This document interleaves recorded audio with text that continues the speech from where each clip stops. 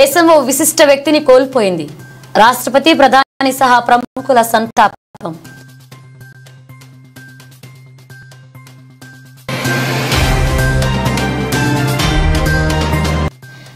BC రిజర్వేషన్లపై స్పష్టత ఇచ్చాకే స్థానిక సంస్థల ఎన్నికలు నిర్వహించాలి డిమాండ్ చేసిన బీఆర్ఎస్ ఎమ్మెల్సీ కల్వకుంట్ల కవిత.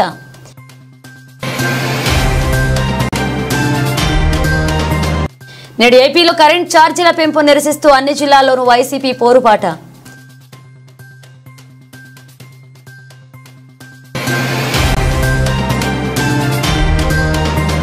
ఏపీని ఐటీ హబ్ గా మార్చే దిశగా మంత్రి నారా లోకేష్ అడుగులు. రాష్ట్రానికి క్యూ కడుతున్న దిగ్గజ ఐటీ ఎలక్ట్రానిక్ కంపెనీలు.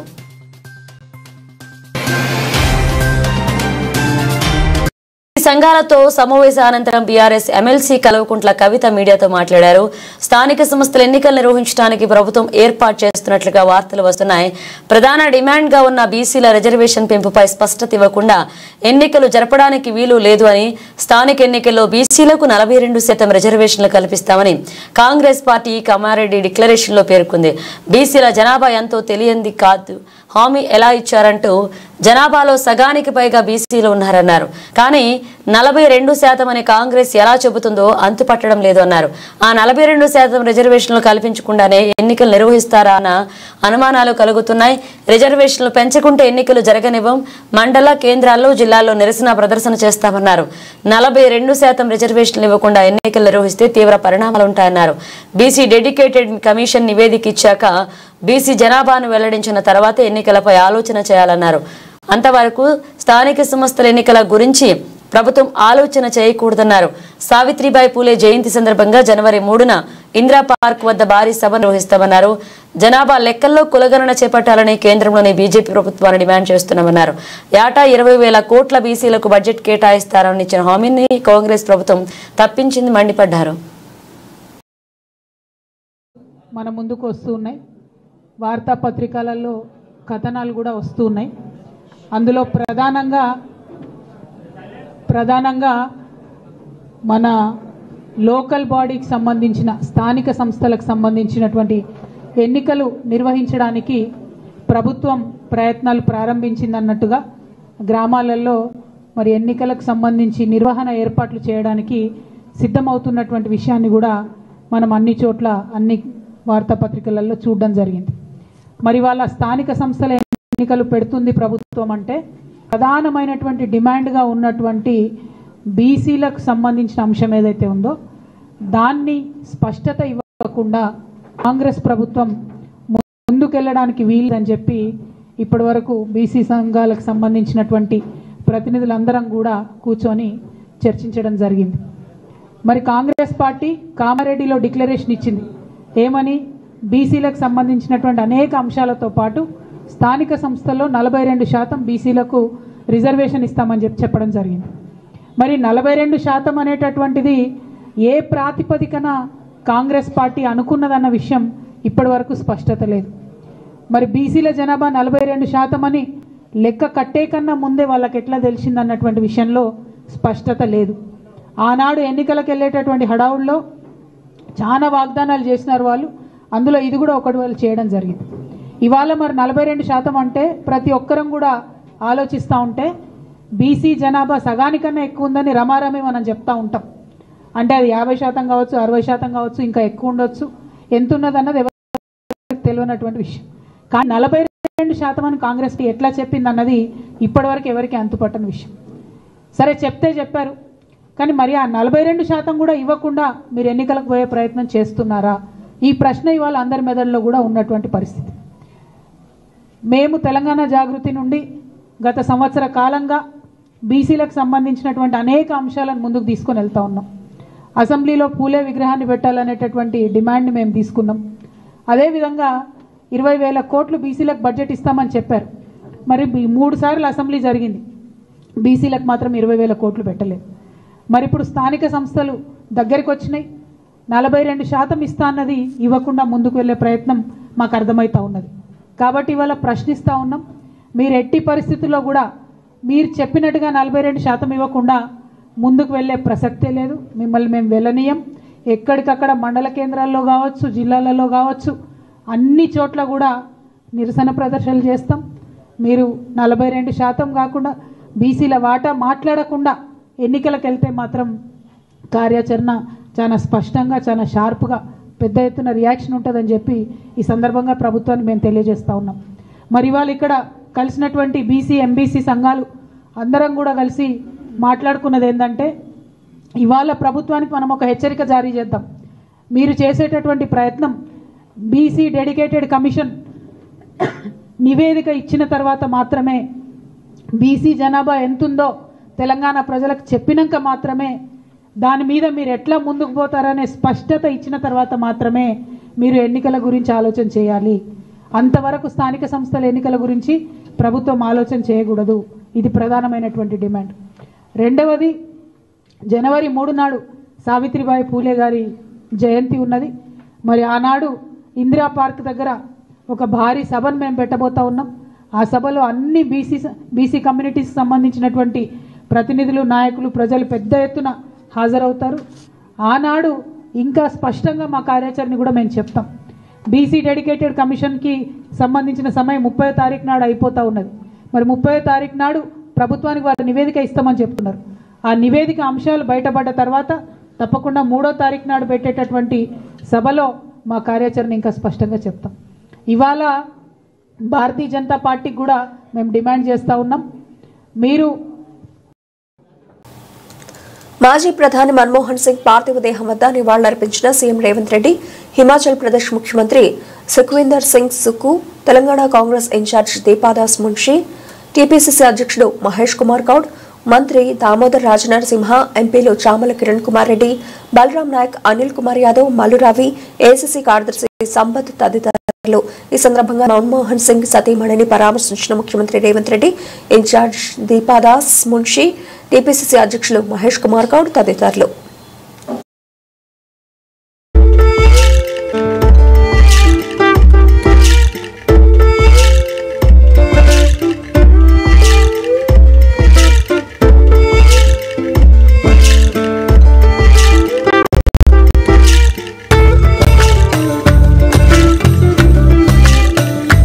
బీజేపీ రాష్ట్ర కార్యాలయంలో ఆర్ఆర్ఆర్కు సంబంధించిన బాధితులు, బీజేపీ ఓబీసీ మోర్చా జాతీయ అధ్యక్షులు, బీజేపీ పార్లమెంటరీ బోర్డు సభ్యులు, పార్లమెంట్ సభ్యులు కె లక్ష్మణ్ని కలిసి వినతి పత్రం ఇవ్వడం జరిగింది. ఈ కార్యక్రమంలో బీజేపీ రాష్ట్ర ఉపాధ్యక్షులు డాక్టర్ గంగిడి మనోహర్ రెడ్డి, మాజీ శాసనసభ్యులు సైతిరెడ్డి తదితరులు పాల్గొన్నారు.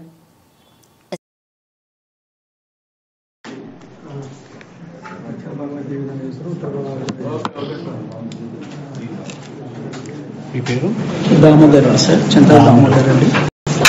అంటే మీరు నేను పిఎస్సీ చైర్మన్, కన్వీనర్ కూడా నేను బాధితులు కూడా. హేమాఫేనా తీసుకోండి.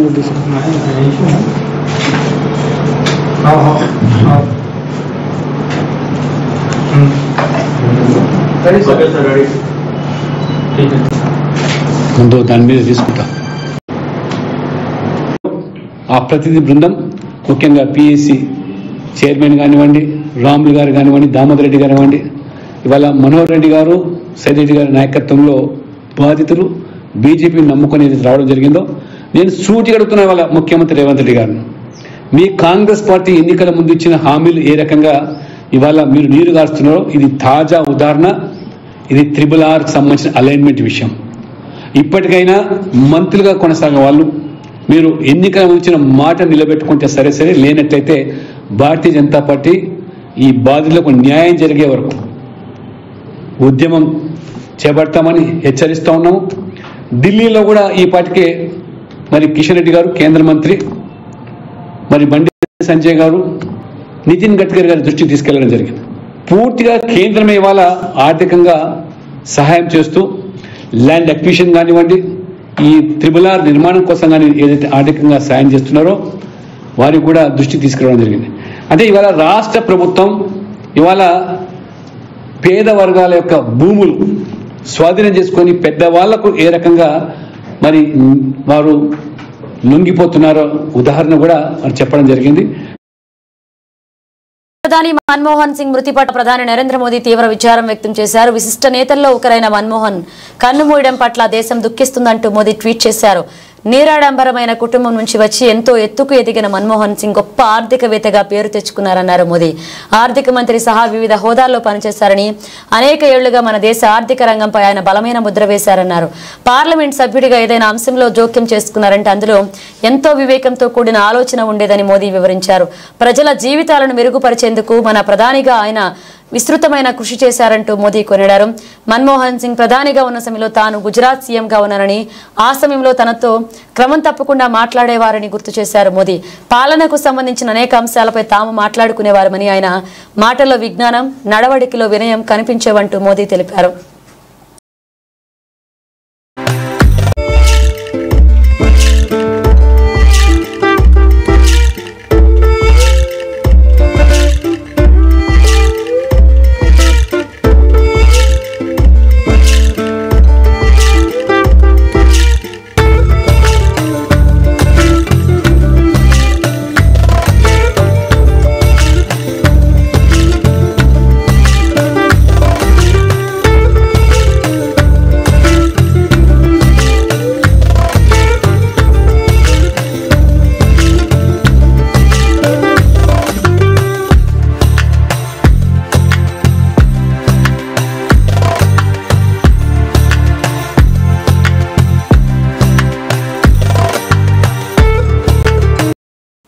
కష్టాల్లో ఉన్న వారికి నేనున్నాను అంటూ భరోసా ఇస్తున్నారు విద్య, ఐటీ శాఖ మంత్రి నారా లోకేష్. సమస్య ఏదైనా తన దృష్టికి వచ్చిన వెంటనే స్పందించి అండగా నిలుస్తున్నారు. పొట్టకూటి కోసం మస్కట్కు వెళ్లి ఇబ్బందులు పడుతున్న వాసంశెట్టి పద్మ అనే మహిళ మంత్రి లోకేష్ చొరవతో స్వస్థలానికి చేరుకున్నారు. కోనసీమ జిల్లా పోలుకూరు పంచాయతీ తూర్పుపేటకు చెందిన పద్మ బతుకు తెరువు కోసం మస్కట్ వెళ్లారు. అక్కడికి వెళ్లిన తర్వాత పాస్పోర్ట్ పోగొట్టుకోవడంతో పాటు యాజమాని పెట్టే ఇబ్బందులు తాళలేక అస్వస్థకు గురయ్యారు. తనను రక్షించాలంటూ ఎక్స్ ద్వారా మంత్రి నారా లోకేష్ కు విజ్ఞప్తి చేస్తూ కన్నింటి పర్యంతమయ్యారు. వెంటనే స్పందించిన మంత్రి తన టీం ద్వారా వాసంశెట్టి పద్మను స్వదేశానికి రప్పించి కుటుంబ సభ్యుల వద్దకు చేర్చారు. సాయం కోరిన వెంటనే స్పందించి అండగా నిలిచిన మంత్రి లోకేష్ కు బాధిత కుటుంబ సభ్యులు ధన్యవాదాలు తెలిపారు.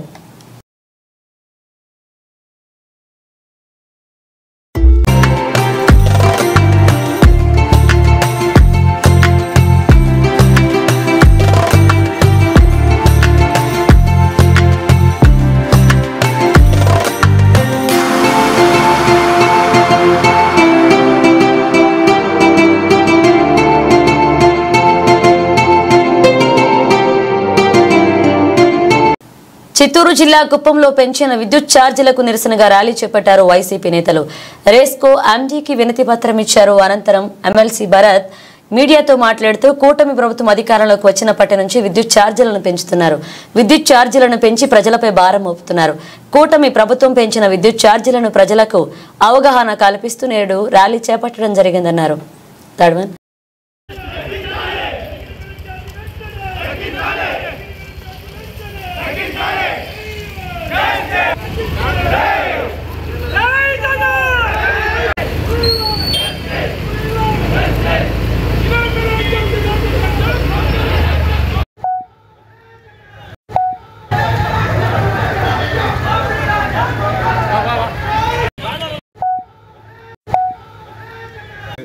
వాటిని నిరసిస్తూ గత ఎలక్షన్ సమయంలో ఏవైతే అప్పుడున్నటువంటి ప్రభుత్వం విపరీతమైన కరెంట్ ఛార్జీలు పెంచేసింది అని మాట్లాడినటువంటి ఈ ప్రస్తుత ప్రభుత్వం వాటన్నిటిని బేఖాతరు చేస్తూ 2 సార్లు మీకు రిక్వెస్ట్ మీరు గవర్నమెంట్ దృష్టికి తీసుకుని వెళ్తారని, దయచేసి కరెంట్ ఛార్జీలని తగ్గిస్తూ ఇకపైన కూడా ఏ రకంగా కూడా కరెంట్ ఛార్జీలు పెంచకూడదని చెప్పి మా రిప్రజెంటేషన్ పట్టుకున్నాను.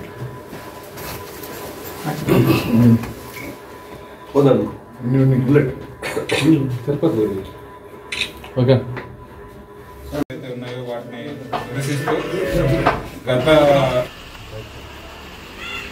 మరి ఎలక్షన్ హామీలు ఏవేవైతే చెప్పారో వాటన్నిటినీ కూడా తుంగలో తొక్కుతూ ఒక్క హామీ కూడా నెరవేర్చకపోగా ప్రజల్ని మభ్యపెడుతూ డైవర్షన్ పాలిటిక్స్ చేస్తూ ఎవరికి తెలియకుండా ఈరోజు వారు ఇచ్చినటువంటి ప్రధానమైన హామీ కరెంట్ ఛార్జీలు పెంచబోము, వీలైతే కరెంట్ ఛార్జీలు కూడా తగ్గిస్తాము అని ఏదైతే మరి అప్పటి ప్రతిపక్ష నాయకుడు ఇప్పుడు ముఖ్యమంత్రి గారు నారా చంద్రబాబు నాయుడు గారు ఒక్కసారి కాదు 10-15 సార్లు పలు చోట్ల కూడా ఆయన చెప్పడం జరిగింది. దాన్ని ఏ రకంగా పట్టించుకోకుండా మరి ఒక్కసారి కాదు 2 సార్లు ఇప్పటికే కరెంట్ ఛార్జీలను పెంచి 6,000 కోట్ల దాకా ప్రజల మీద భారం వేశారు. అంతేకాకుండా డిస్కామ్లు ఏవైతే ఉన్నాయో ఆ డిస్కామ్లని కూడా పేమెంట్లు సరిగ్గా ఇవ్వకుండా ఇది వరకు డిస్కామ్లు దివాలా తీసేటటువంటి పరిస్థితి కూడా తీసుకుని పోయింది మరి ఇప్పుడున్నటువంటి ముఖ్యమంత్రి చంద్రబాబు నాయుడు గారి హయాంలోనే. కాబట్టి మేము ఈ రోజు రాష్ట్ర వ్యాప్తంగా మా నాయకుడు వైఎస్ జగన్మోహన్ రెడ్డి గారి ఆదేశం మేరకు ఇక్కడ కుప్పంలో కూడా ప్రజలందరికీ కూడా జరుగుతున్నటువంటి అన్యాయాన్ని వారికి తెలుపుతూ రాజశేఖర రెడ్డి గారి విగ్రహం దగ్గర నుండి మన రెస్కో ఆఫీస్ వరకు మేము ధర్నా చేసుకుంటూ ప్రజలందరికీ కూడా పెంచిన విద్యుత్ ఛార్జీల మీద అవగాహన కల్పిస్తూ అలాగే ఆ విద్యుత్ ఛార్జీలు ఏవైతే పెంచారో వాటిని ఇమ్మీడియట్ గా తగ్గించాలని కూడా విజ్ఞప్తి చేస్తూ గౌరవ రెస్కో ఎండీ గారికి కూడా మేము వినతి పత్రం ఇవ్వడం జరిగింది. రాబోయేటటువంటి కాలంలో ప్రజలందరూ కూడా మోసపోయామనేటటువంటి విషయాన్ని ఇప్పటికే గమనిస్తా ఉన్నారు, గ్రహిస్తారు. ఖచ్చితంగా రాబోయేటటువంటి కాలం మరింత ఉధృతంగా మేము పోరాటం కొనసాగిస్తాం. ఈ గవర్నమెంట్ ఈ కూటమి ప్రభుత్వం చేస్తున్నటువంటి అక్రమాలని అన్యాయాల్ని మేము ఎండగడతామని కూడా మీ అందరికీ తెలియజేసుకుంటూ మరొకసారి ఈ రోజు ఈ కార్యక్రమంలో భాగస్వామ్యం పంచుకున్నటువంటి మా వైఎస్ఆర్సీపీ కుటుంబ సభ్యులందరికీ కూడా పేరు పేరున ధన్యవాదాలు తెలియజేస్తుంది. కూటమి ప్రభుత్వం మరి ఎలక్షన్ హామీలు ఏవేవైతే చెప్పారో వాటన్నిటినీ కూడా తుంగలో తొక్కుతూ ఒక్క హామీ కూడా నెరవేర్చకపోగా ప్రజల్ని మభ్యపెడుతూ డైవర్షన్ పాలిటిక్స్ చేస్తూ ఎవరికి తెలియకుండా ఈరోజు వారు ఇచ్చినటువంటి ప్రధానమైన హామీ కరెంట్ ఛార్జీలు పెంచబోము, వీలైతే కరెంట్ ఛార్జీలు కూడా తగ్గిస్తాము అని ఏదైతే మరి అప్పటి ప్రతిపక్ష నాయకుడు ఇప్పుడు ముఖ్యమంత్రి గారు నారా చంద్రబాబు నాయుడు గారు ఒక్కసారి కాదు. విశాఖ బీచ్ అరుణామయమైంది. కమ్యూనిస్టు పార్టీ ఏర్పాటు చేసి 99 సంవత్సరాలు పూర్తయిన సందర్భంగా సిపిఐ పార్టీ ఆధ్వర్యంలో కవాతు నిర్వహించారు. బీచ్ రోడ్లోని అల్లూరి సీతారామరాజు విగ్రహం నుంచి ఆర్కే బీచ్ వరకు కమ్యూనిస్టు పార్టీ కార్యకర్తలు కవాతులో పాల్గొన్నారు. రష్యాలో లెనిన్ సారథ్యంలో విప్లవం విజయం సాధించడంతో 1925 డిసెంబర్ 26న కాన్పూర్లో సమావేశమై కమ్యూనిస్టు పార్టీ ఏర్పాటు చేశారని సందర్భంగా సిపిఐ నాయకులు పేర్కొన్నారు. కమ్యూనిస్టు పార్టీ నాయకులు జేవీ సత్యనారాయణమూర్తి ఈ కవాతును ప్రారంభించగా పార్టీ నాయకులు Raghavendra Rao, corporation Stalin, party senior నాయకులు పైడ్రాజా, మహిళా ప్రతినిధి విమల పాల్గొన్నారు.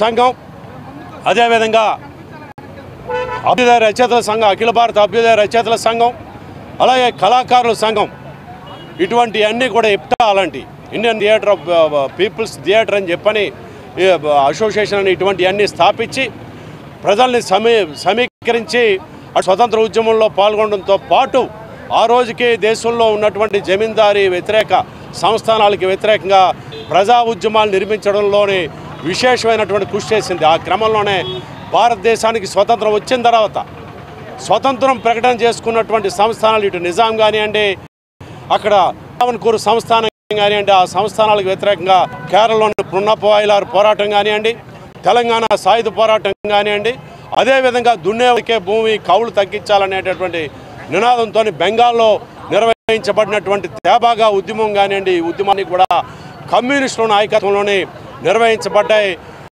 వేల మంది ప్రాణ త్యాగంతో ఈ రోజుని మనం చూస్తున్నటువంటి భారతావని ఏర్పడిందనంటే కమ్యూనిస్టుల యొక్క ప్రమేయం లేకుండా ఇది సాధ్యం కాలేదని చెప్పని గర్వంగా చెప్పొచ్చు. ఈ నేపథ్యంలో స్వతంత్ర అనంతరం కూడా భారతదేశ నిర్మాణంలో, ప్రభుత్వ రంగ సంస్థల నిర్మాణంలో, బ్యాంకులు జాతీయకరణలో, భూస్కరణ చట్టం తీసుకొని రావడంలో, ఇటీవల యూపీఏ ప్రభుత్వం దాకా దేశంలో కమ్యూనిస్టు ఉద్యమం మరింత బలోపేతం అవుతుందని, అందుకు ఈ వార్షికోత్సవాలు దోహదపడతాయని చెప్పని మేము ఆశిస్తూ ఈరోజు దేశవ్యాప్త కమ్యూనిస్టు ఉద్యమ శతవార్షికోత్సవాల ప్రారంభం జరుగుతూ ఉంది. ఆ క్రమంలోనే విశాఖ జిల్లాలోని విశాఖ నగరంలో ఈ 99 పార్టీ పతాకాలతోని ఈ ప్రదర్శన ఇక్కడ నిర్వహించడం అనేది జరుగుతూ ఉంది. సింగ్ కోదండరెడ్డి ఈ రోజు పీఆర్కే భవన్ లో మాజీ ప్రధాని మన్మోహన్ సింగ్ చిత్రపటానికి వ్యవసాయ మరియు రైతు సంక్షేమ కమిషన్ చైర్మన్ కోదండరెడ్డి, సభ్యులు కేవీఎన్ రెడ్డి, రాములు నాయకులతో పాటు రైతులు నివాళులర్పించారు. రైతులకు దేశానికి చేసిన సేవలను గుర్తు చేసుకున్నారు కమిషనర్.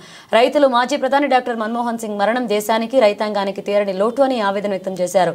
వ్యవసాయ మరియు రైతు కమిషన్ చైర్మన్ కోదండరెడ్డి వైఎస్ హయాంలో రైతులకు అప్పటి రాష్ట్ర ప్రభుత్వం రుణమాఫీ చేయాలని ప్రధానిగా ఉన్న మన్మోహన్ సింగ్ ముందు ప్రతిపాదనలు పెడితే దాన్ని ఆదర్శంగా తీసుకుని దేశవ్యాప్తంగా రైతులకు ఏకకాలంలో రుణమాఫీ చేసిన ఘనత మన్మోహన్ సింగ్ అన్నారు. ఎన్నడూ లేని విధంగా దేశవ్యాప్తంగా రుణమాఫీ కోసం 78,000 కోట్లు విడుదల చేశారన్నారు. పివి నరసింహారావు ప్రధాని పగ్గాలు చేపట్టే సమయంలో దేశం అప్పుల్లో కూరుకుపోయిందని, దేశాన్ని గట్టెక్కించడంలో పివి చొరవ, ఆర్థిక మంత్రిగా ఉన్న మన్మోహన్ సింగ్ అనుభవం చాలా ఉపయోగపడిందన్నారు. మన్మోహన్ సింగ్ మితభాషి, మంచి నాయకుడు, ఆర్థిక శాస్త్రవేత్త, మాజీ ప్రధానిగానే కాదు జాతీయ నాయకుడిగా ఎంతో ఆయనకు పేరుందన్నారు కోదండరెడ్డి.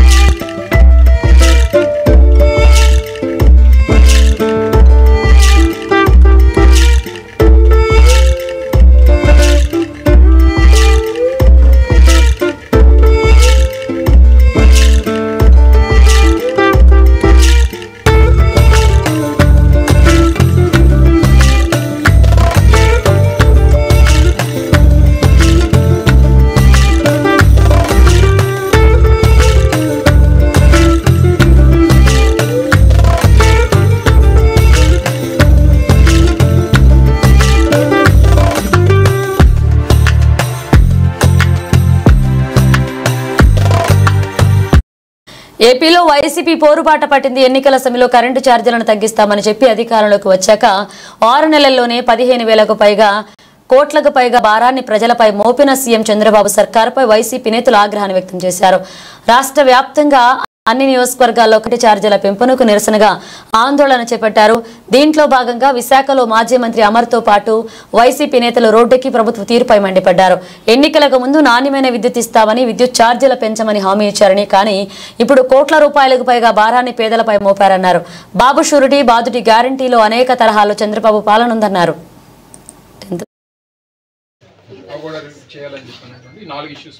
స్టేట్ వైడ్ కాల్ అందరికి గవర్నమెంట్ సైడ్ ద్వారా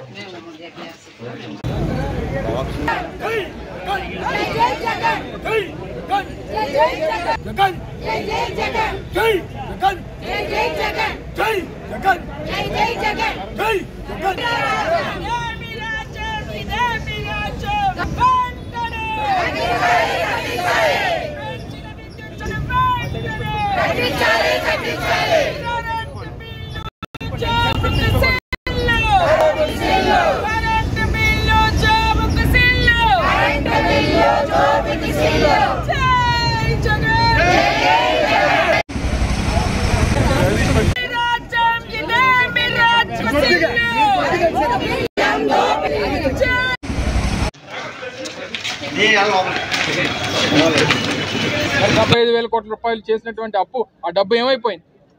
జగన్మోహన్ రెడ్డి గారు 3.5 లక్షల కోట్ల రూపాయలు అప్పులు చేశారని చెప్పి గగ్గోలు పెట్టారే. మరి 3.5 లక్షల కోట్ల అప్పులు చేస్తే 2,75,000 కోట్ల రూపాయలు సంక్షేమ పథకాలు అందించాం మేము. మరి మీరు 75,000 కోట్ల రూపాయలు అప్పులు చేసి మీరు ఏ రూపాయి ఏ పేదవాడికి పంచారు? మేము ఆ రోజు చెప్పాం, అమరావతికి 1,00,000 కోట్ల రూపాయలు ఖర్చు అవుతుంది. ఒకే ఒక ప్రాంతంలో అంత డబ్బు పెడితే ఏ రకంగా మిగిలిన రాష్ట్రం అంతా కూడా, మిగిలిన రాష్ట్ర ప్రజలకి ఏ రకంగా మీరు ఉపయోగపడతారని అంటే అంత అవసరం లేదన్నారు. ఈరోజు దాదాపు 50,000 కోట్ల రూపాయలు ఈరోజు ఇన్వెస్ట్మెంట్ చేస్తూ ఉన్నారు అమరావతి మీద. ఏమీ లేని దగ్గర అంత డబ్బు పెడతా ఉన్నారు. ఆ రోజు మేము విశాఖపట్నం నుంచి భోగాపురం ఇంటర్నేషనల్ ఎయిర్పోర్ట్ కి 6,500 కోట్లు. మంత్రిగా పనిచేసిన అనుభవం, ప్రతిశీల ఆలోచనతో 6 నెలల రాష్ట్రంలో ఐటీ, ఎలక్ట్రానిక్స్ రంగాలను పరుగులు తీస్తున్నారు యువనేత నారా లోకేష్. రాబోయే 5 ఏళ్లలో రాష్ట్రాన్ని ఐటీ హబ్ గా మార్చేందుకు వ్యూహాత్మకంగా అడుగులు వేస్తున్నారు. ఐటీ, ఎలక్ట్రానిక్స్ రంగాలతో పాటు ఉపాధి కల్పన సబ్ కమిటీ చైర్మన్ గా మంత్రి లోకేష్ రాష్ట్రానికి పెద్ద ఎత్తున పరిశ్రమలు రప్పించేందుకు అవిశ్రాంతంగా కృషి చేస్తున్నారు. అంతర్జాతీయంగా వస్తున్న సాంకేతిక మార్పులకు అనుగుణంగా టెక్ ను అభివృద్ధి చేసి తద్వారా యువతకు ఉద్యోగ అవకాశాలు కల్పించాలని నిర్ణయించారు. ఇందులో భాగంగా రాష్ట్రంలో ఇన్నోవేషన్ యూనివర్సిటీ ఏర్పాటుకు ఇటీవల ఫిజిక్స్ వాలాతో పాటు ఎంఓయూ కుదుర్చుకున్నారు. గత 6 నెలలుగా మంత్రి లోకేష్ చెప్పిన కృషి ఫలితంగా గూగుల్ క్లౌడ్, టీసీఎస్ వంటి దిగ్గజ కంపెనీలు రాష్ట్రంలో యూనిట్లకు స్థాపించేందుకు ముందుకు వచ్చాయి. ఇప్పటికే 5,000 మందికి ఉపాధి కల్పిస్తున్న హెచ్సీఎల్ మరొక 15,000 ఉద్యోగాలు కల్పించే సంస్థను విస్తరించడానికి ముందుకొచ్చింది.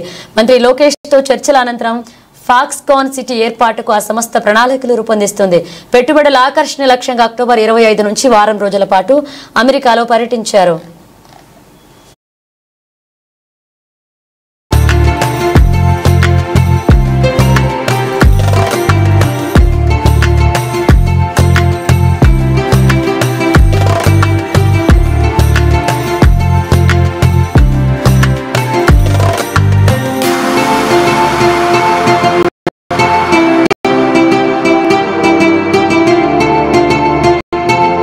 జిల్లా కుప్పం మున్సిపాలిటీ 8వ వార్డులో రెవెన్యూ సదస్సు నిర్వహించారు. ఈ సందర్భంగా స్థానిక నాయకులు ప్రతాప్ సింహ, కమల్ మాట్లాడుతూ ముఖ్యమంత్రి చంద్రబాబు నాయుడు కుప్పంలో ప్రజలకు ఎలాంటి సమస్యలు ఉన్నా ప్రజలకు అక్కడికి పరిష్కారం అవ్వాలనే ఉద్దేశంతో ముందుగా మున్సిపాలిటీలో కమిషనర్ వార్డు బాటా సమావేశం నిర్వహించారు. తదుపరి కలెక్టర్ కుప్పంలోని గ్రీవెన్స్ డే నిర్వహించడం కూడా జరిగింది. కుప్పం డెవలప్మెంట్ నిమిత్తం కుప్పంలోనే డెవలప్మెంట్ అథారిటీ అధికారి కార్యాలయం ఏర్పాటు చేసి అధికారిని నియమించి ప్రజల సమస్యలను పరిష్కరించడానికి కృషి చేస్తున్నారన్నారు. కుప్పంని అభివృద్ధి బాటలో నడపడానికి ముఖ్యమంత్రి కృషి చేస్తున్నారని తెలిపారు. ఈ కార్యక్రమంలో రాజ్ కుమార్, మాణిక్యం, మురుగేష్, కమల్ నాయకులు పాల్గొన్నారు. ఆంధ్రప్రదేశ్ ముఖ్యమంత్రి వర్యులు నారా చంద్రబాబు నాయుడు గారి ఆదేశానుసారం కలెక్టర్ గారి సదస్సులో కానీ, పీడీ గారికి కానీ, ఎమ్మెల్సీ గారికి కానీ, ఎంఆర్ఓ ఆఫీసులో కానీ గ్రీవెన్స్లో ఇచ్చి రైతులు తమ సమస్యలను తెలియజేసినారు. కానీ అలాంటి పక్షంలో కాకుండా ఆగస్టు మరియు సెప్టెంబర్లో జరిగినటువంటి యువజన కాంగ్రెస్ ఎన్నికల్లో 2,16,115 ఓట్ల మెజారిటీతో ఘన విజయం సాధించి రాష్ట్ర అధ్యక్షుడిగా ఎన్నికైన నేడు ఢిల్లీ నుండి హైదరాబాద్ కి విచ్చేసినటువంటి శ్రీ జక్కిడి శివచరణ్ రెడ్డికి శంషాబాద్ రాజీవ్ గాంధీ విమానాశ్రయంలో ఘన స్వాగతం పలికి వందలాది కార్లతో శంషాబాద్ రాజీవ్ గాంధీ విమానాశ్రయం నుండి ఎల్బీ నగర్ జక్కిడి శివచరణ్ రెడ్డి నివాసం వరకు భారీ ర్యాలీ నిర్వహించి ఘన స్వాగతం పలికిన యువజన కాంగ్రెస్ మరియు సీనియర్ కాంగ్రెస్ నాయకులు తదితరులు.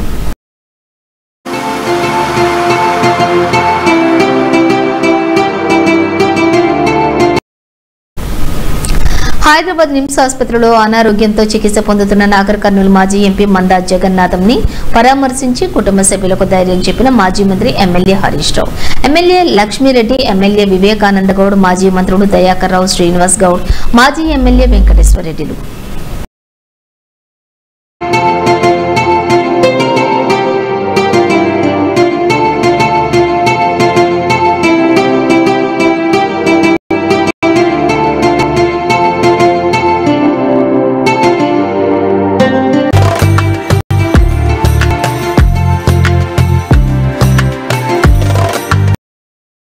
నాంపల్లి కోర్టు బెయిల్ మంజూరు చేసిన తర్వాత మాజీ మంత్రి ఎమ్మెల్యే టి హరీష్ రావును BRS legal cell team party నేతలతో పాటుగా కలిసిన డాక్టర్ ఎర్రోల శ్రీనివాస్.